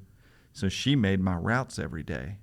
I wouldn't have been able to take 830 something photos like I did without her organizing everything day for day. So she worked her butt off, but that's her skill. She shines at that kind of organization, man. And it was a lot of work. But so basically, if we had enough people in Germantown or Cordova or wherever that were close, my Google map every day, I would just get up and leave the house. And the first one, she would put them in order of how close they were together. So I could just go to the first house, 15 minutes shooting. I could go to the calendar and click on what the next thing was, and it would pop up the Google map, and then I could just follow the map. So that's what her organization is what made it to where I could get so many. But 1,200 people plus signed up. I could only get to 800 over the course of 2.5 months. It was every day for 2.5 months. So there was pretty much from 9 in the morning till almost sundown. And I couldn't really use public restrooms either, because back then it was like everything was closed. You weren't supposed to, it didn't matter. I mean, it doesn't matter now, but back then I was taking it very seriously, because I figured if I'm going to put myself out here, I better follow all the rules exactly, because we didn't even have masks because there was a shortage. Yeah, and I don't know if you're like me. I used to listen to Howard Stern, and at the end of every day, they would kind of have like wacky news, you know? Yeah. And they would have like, so-and-so, did something really, really stupid and they died, and then they would make fun of the person, and so like that kind of haunts me. And so like every once in a while, like when Allie was little or Milla was little, and I would like, walk with them to the bathroom, and I would hold them with one hand and then pee with the other hand. Yeah. Like I hear Howard's voice in the back of my head, like, oh, this Memphis guy, killed his kid today because he was peeing, or whatever. And so that's kind of like in the back of my head. And so like I can sort of imagine you going through this process, and then also like wanting to be careful so that you don't satisfy that guy, that troll, that said that you were basically walking around with a machine gun.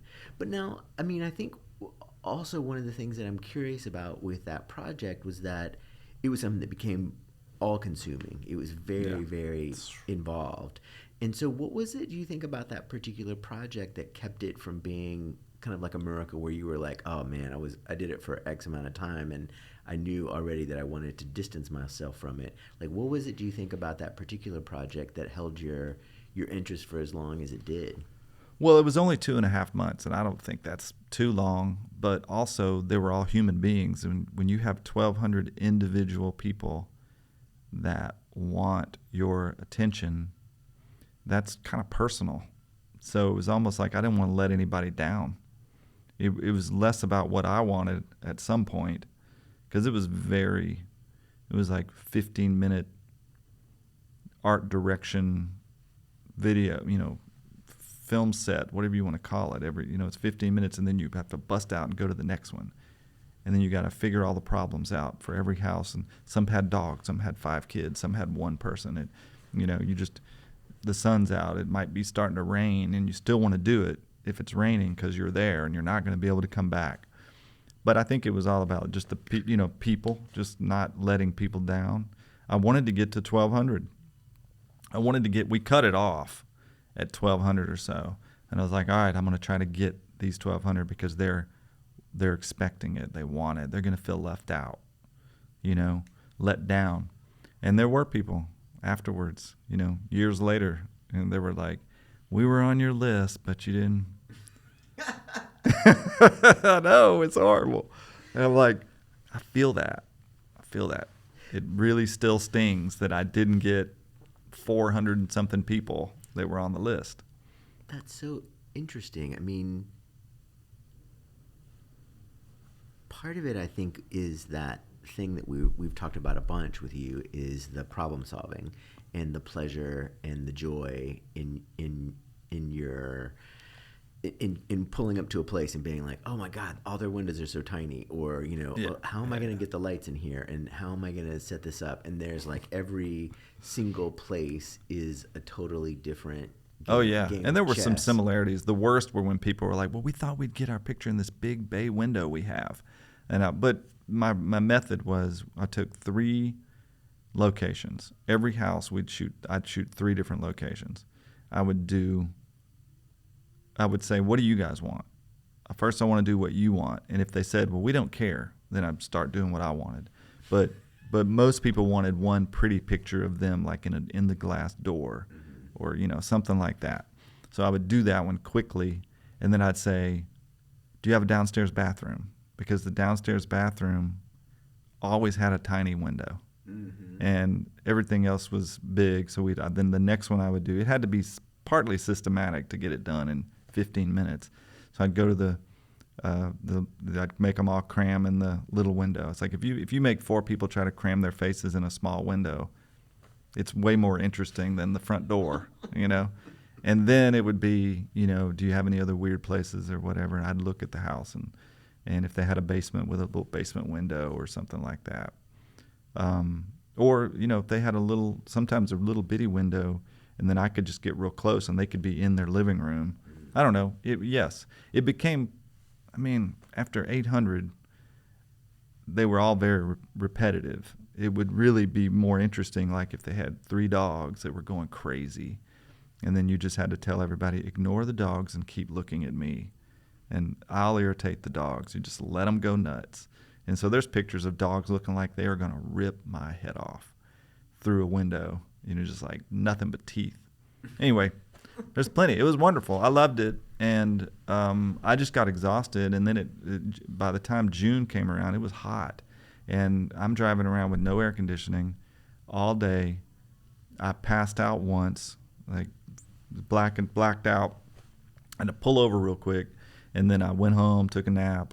And then it happened again. And then I thought, well, shit. I'm eating, I'm sleeping. I'm just so overstimulated every day because it was 15-minute art direction crazy house 15 times a day, So I think it was just mentally overstimulated over 2.5 months, because this was toward the end of May when this happened. So then I had to cut it down to I'm only doing 5 a day, just because that was the safest thing. And then it was hot. And then, George Floyd, and then it's like, what? The mood is changing as it should in the country. This doesn't seem important anymore. It was just time to say, sorry, 400 people. I really thought maybe I'd pick it up later in the fall. Mm-hmm. I thought, we'll see how it goes. I might just keep doing this because it's fun to shoot people in their homes like this and make it a long-term project. Just called, I think I bought a couple of websites because they're cheap, something with home in it, Memphis Home, at home Memphis. I can't remember what I bought, and I thought, I'm gonna make this a long-term project of just periodically photographing people like this that live in Memphis and curate it more. When you have time, you can curate more and maybe even get to those 400 people. That was a way I kind of justified it in my brain to make me feel like I'm not leaving anyone out. But of course, as people do, stuff changed. Other things became more important in my brain, and I don't really want to do that at all now. I mean, this week I think I've taken like 70 portraits this week. You know, it's crazy. But those are all project-based stuff, not like people paid me. Right, I didn't right. get like 70 times 100. No, that's not what happened. Right. I didn't get paid for most of those. They were like, we did the pull-up thing last night here, and I was doing 1-minute portraits in there, and I was just editing those, and it was like, it's so much more interesting to only have a minute with someone than an hour. If you only have a minute, people listen. Everything is tuned in. You know, They do the stuff that you want them to do. when you have an hour, you're gluttonous. Now, who was doing the quarantine pictures with you? Just me. You were just going around all by yourself. You couldn't have anybody with you. It was we're quarantined. Well, I know, but you've got your pod. You've got Hopper your crew. Hopper and Everett went with me. Okay. Probably 10 days out of the 2.5 months. So they did have to spend some days with me, but I mean that could be tough if you're like hauling around 2 kids and you can't use public bathrooms, and you know, and you got to feed them, and you know, I mean it could slow you down. Right. They got enough of the experience to know what was happening, and there's photographs of them in the book holding lights. You know, like some of the pictures worked out great where Everett's holding a light in a window and the people are there in the window with their baby, and she doesn't know that I'm getting her in the shot, but it made it more interesting to have her in the shot holding the light, because a lot of the shots have the lights in the shot, and most of them don't, but enough of them do to where if you look through the book, you can get an understanding of like, oh, this was just one light and a camera, you know. So that was kind of neat to have them documented in there. Now, what about, like, thinking about that balance? What was your time outside of the photograph taking during the Editing? Yeah, during the quarantine. It was mostly editing. I'd come home and probably edit for 3 hours because I really wanted the people that I took. That was another thing, man. I'm too worried about people, and I knew that I was at your house today. You want to see those pictures. You're doing nothing. The world has stopped for a lot of people. So I want to get those turned around as fast as I can. And I was on top of it pretty good. So I'd work all day and then I'd edit to like 10. I might edit 4 hours and then I'd go to bed and get up and do it again. But eventually you get behind and behind and behind. And by May, I was 3 weeks behind. So the pictures that I shot of you today, you're not going to see them for 3 weeks. And I tell people that, and then eventually it got slower and slower because of me just getting fatigued. And I think I finished up the last ones by the end of June. So I stopped June 8th, and I started March like 14th or 15th or something like that. And I stopped June 8th, and then by the end of June I was finally done. And so, because every family I shot or house that I took pictures of, I edited those, I put them on a separate web link, and then I would send that link to you, and you could download them and they're yours. So there might be 30 pictures. So there's one picture of each in the book. But when I went to your house, I would shoot a whole bunch of you in the front door or in wherever you wanted to make your pretty picture. And then I would do what I wanted to do, but it wouldn't just be one picture. Right. It might be 10 of the bathroom window and 10 of the front door and 10 of so there might be 30 pictures. But I probably took about 70, but then I would go through that 70 and pick 30, and then I would edit those 30, and then I would upload those 30. Now, also, like behind the scenes, so not anything to do with that particular project, but I remember at some point I was like, man, Jamie, you took these beautiful pictures at my birthday. These are so kick-ass. These are great. Why don't you mind just sending me all of them? And I remember, I can't remember how many you sent me. I mean, let's say originally you sent me 20, and then later you sent me 80. And man, sure enough, in those other 60s, like somebody had boogers hanging out, or like somebody had their eyes crossed, or somebody, had like something horrible happening in the picture. And I was like, oh, yeah, like Jamie really does like not just cull away. Not just like cull away, but also your pictures really do make people look good, you know. And I think the reason that's for the goal. the reason for that is that you do this, you know. And I think I've told you about this before, but my friend Tom has this line where he says, "Strobe lights make everybody a good dancer," and Jamie like makes everybody look amazing because I think Jamie goes through and like culls out the pictures where you look like shit. Now that's the goal. I really do. It's like I don't want you to feel bad about yourself. So like if you got a pimple, I get rid of it real quick, you know. But I look. If I shoot 2,000 photos, I look through every single one of them. But all I do is just hit the down button.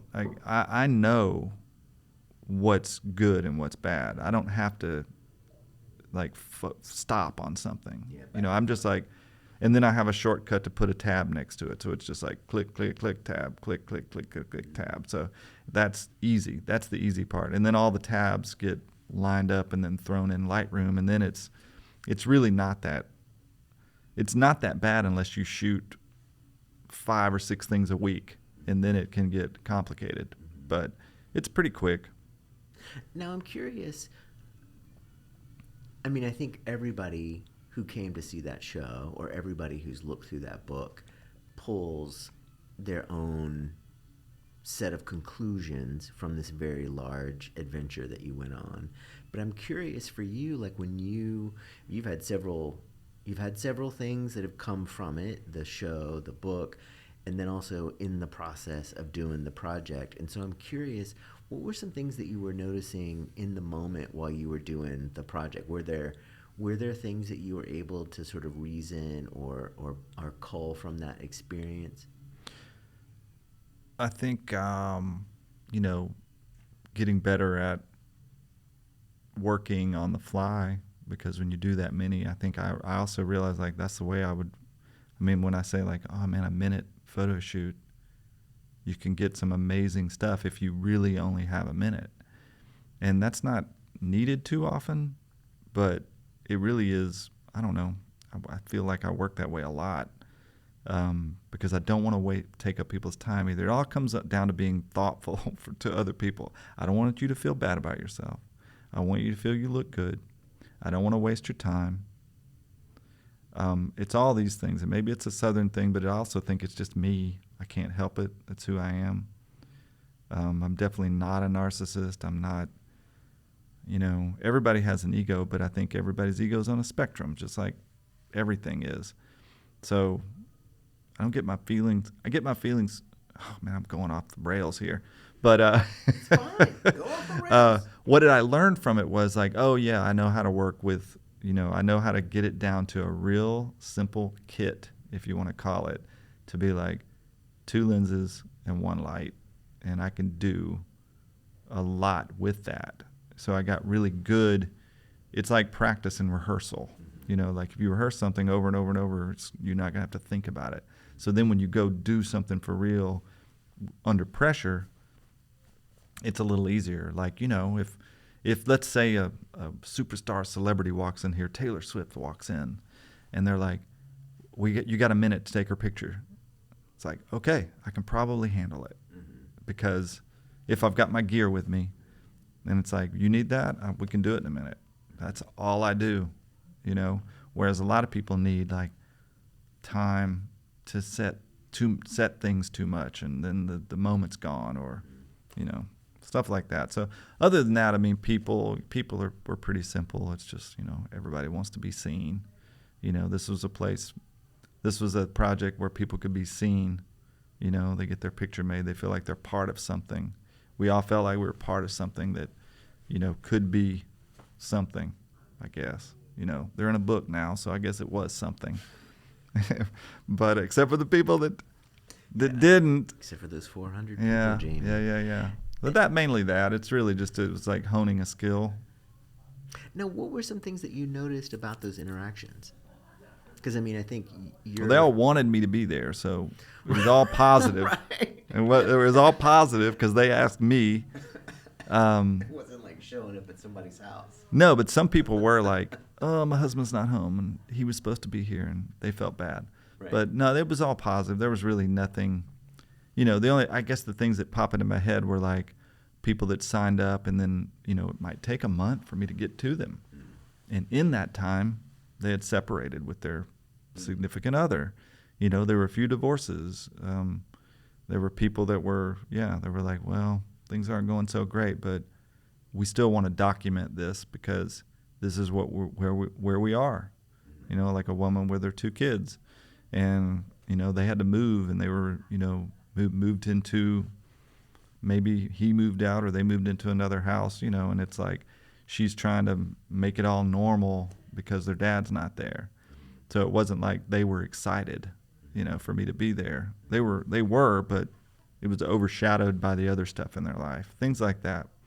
And then over time, by the time the book was being published, was, several years later, a few people in the book were deceased. So, and a couple of people didn't want to be in it because the people they were living with, they're no longer living with.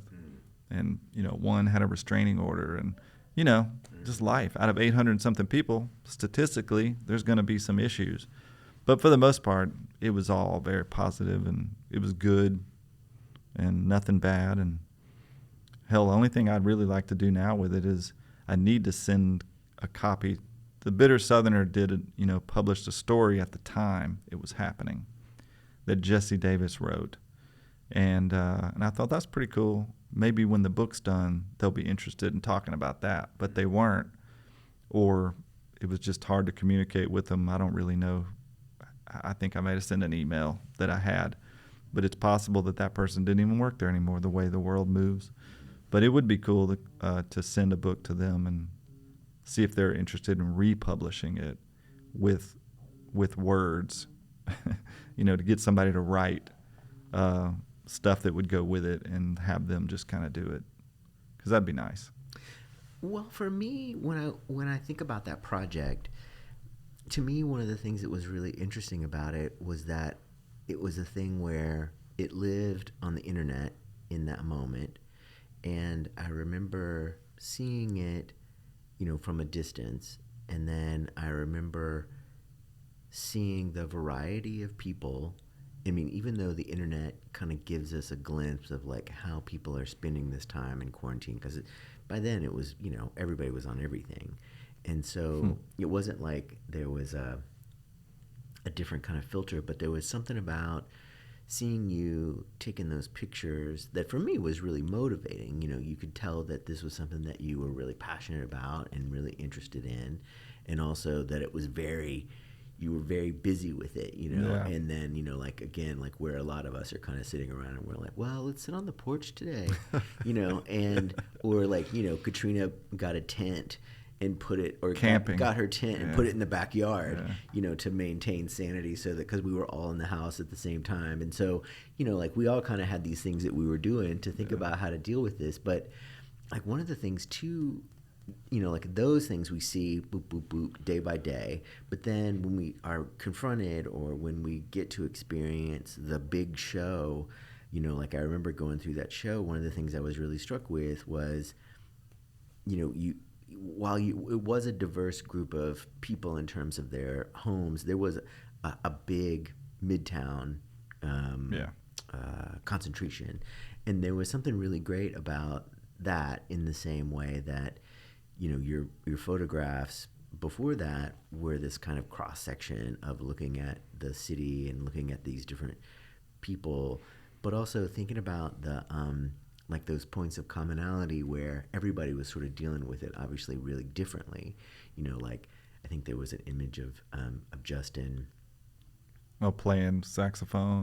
Yeah, or something, yeah. Yeah, and then also just sort of like this, his kids were sort of behind him and like, oh my God, what's he doing? And like that kind of thing. And then, other people would have this kind of united front, and then some people kind of dressed up. And like, to me, one of the things I really liked about that was you could see where people were treating you differently than other people were treating you, or treating this opportunity to be documented differently, but then also just kind of how their spaces felt, and then those connections to this common experience of the pandemic, but then also just kind of being Memphians. and then being Midtowners too. Like, to me, I really enjoyed seeing that, and then also at some point it kind of becomes the game of, oh yeah, I know that person. But really, the thing that I like the most is that I don't know that person, but I do know that person. Mm-hmm. And to me, that felt really interesting. And I'm curious, what are some things that you noticed, or maybe that other people brought to your attention in the process of going through these two culminations of this project? Definitely that a lot of people know a lot of people. They recognize them. My problem is that the names were they were just addresses to me. I don't remember any of the names. I very rarely remember names, but I remember if I know that I was at your house, like I saw some people out here yesterday that have a 2-year-old now, and they didn't have a baby then, and I remembered exactly I almost remember where every house is. I could find it without the address. It might take me a minute. I'll be a street off or so, but I would find it. But I can tell you, like, I'm like, oh, your house faces west. And I took your picture with your face up against the screen on the bottom left-hand front porch side. But I also took your picture in the attic little window. When you guys went up in the attic, they're like, that's right. And I don't know who they are, but I just remember the work, And so it's all there. I mean, it's remarkable. I don't think my brain works well in any other way with memory, like any other way, just this useless thing that only matters to that person. Like it's another way that I think it's important to me to make people feel seen. So when I see them, I might not know your name.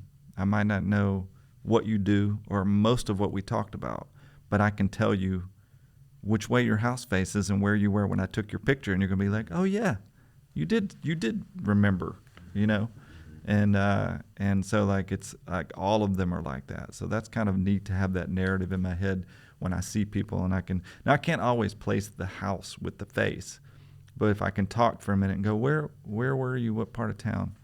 Did you have a dog? Where were we? Whatever. Then it can come to me, and it's like, oh yeah, we went around back and whatever. I think that's what you asked. Yeah, but also I'm curious too about what are some things that people have pointed out that you were totally oblivious to, which happens to me all the time. I think that just things like they say, I love seeing when refrigerators are in the shot so we can see what other people have on their refrigerators, or bookshelves, what the people have in their books. And I have a funny thing about bookshelves too. It's like I don't really want a bookshelf with all the books that I have showing. I'm like, you can tell a lot about people by looking at their bookshelf. Like, I want to keep you guessing. You don't need to know. I always joke with my sister-in-law, Caroline. I was like, man, I don't eat in public with other people. They don't need to know how I eat. They don't need to see books on the shelf. That's so interesting, because I think a lot of your, to me now I'm thinking about some of the pictures that you've taken at home and how those pictures like go out into the world. And then now my brain is like trying to think, well, yeah, what is Jamie exposed about life with Leah and the kids? And I think we all have those things. Like mine is I do not underline things in books, and I don't know if it's because That's a good one, though. Both my parents did marginalia stuff, and my sister is just like, that's like how she communicates with her partner, is like, they underline stuff and make notes. Yeah. And for me, it's just like, I don't want people to know what I was interested in. what I underline, because then it'll ruin it for them, and then they're just thinking about me. Yeah. And that's interesting. No, thinking about that. Another question. We're almost out of time, but I am curious. Thinking about your house and your home life, what are talk about the art in your house? I'm curious about that too. I don't have anything of mine hanging in. I think so in my past life, every piece of art in the house was a trade with another artist. Mm-hmm. And so I looked at it all as, that's the person, that's the person hanging on the wall, not I mean, I like the piece of art too, but it was more about the interaction and the work and the collaboration and the trade and whatever it was. And then I can think about that person when I see that. But so it's similar to that now. It's like, but Leah has things that I think we made an agreement in the beginning because I had so much weird stuff that it was overwhelming to her to have all the, like I had a collection of jars with, still have them boxed up with, one had fingernail clippings in it for a decade, and one had, hair in it, and one had just things I'd find and put them in these old jars, and I'd have them on shelves. And I don't know, it was kind of like I might use those things for photos later. They're like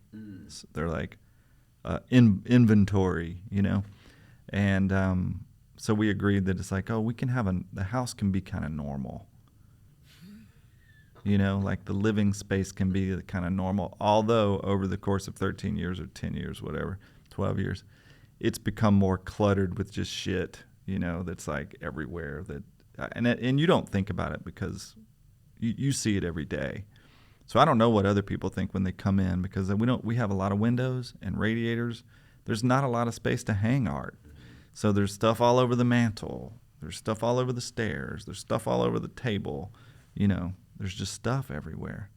But the stuff hanging on the walls is like pictures of, that Leah would put up there of like of her parents, my parents, and stuff like that.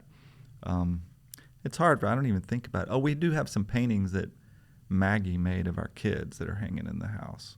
So that's kind of nice. Stuff like that. I don't think about the house decorations or the stuff like that as much because I don't feel I live in the house. The house is just where I have to eat, sleep, and I live in the world. And the house is just a necessity at this point. For me, I think. Great. That's a good place to stop. Thank you, Jamie. Oh, man. This is good hanging with you. Was the second of 2 interviews recorded with Jamie Harmon. It was recorded on March 1st, 2022.